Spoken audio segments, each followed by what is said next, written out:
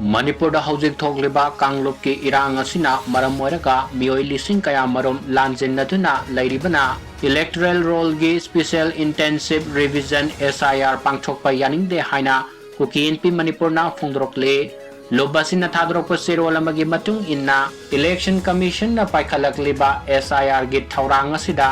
lanjennaduna lairiba mioi khodimak amata sithadana yawhonanaba honafam thoi Housing Manipur da SIR ge thabak paikhatpa haukibaga loinana booth level officers sing yum sangduna electoral roll ge revision taunaba kanna honari July manga da draft electoral roll phongbaga loinana claim amadi objection ge thabak thoram sing loiraga September gi tang tarukta final list phongnaba thorang tawre state asida housing oriba fibam masina maram moiraga Achumba Mongda SIR Pangthokpa ngamgani haibage thajaba leite mayum makai thadoglaga lanjainaduna leiriba Kukizo Furuki mioi lising yangkhai ga mapan lom SIR gi thaurang asida yawhannanaba lengangna matik saba thaurang hana lokotpam thoi state lengag amadi district administration singna IDP singi khallaga akanaba thaurang lokot kadabani haina serola juda palli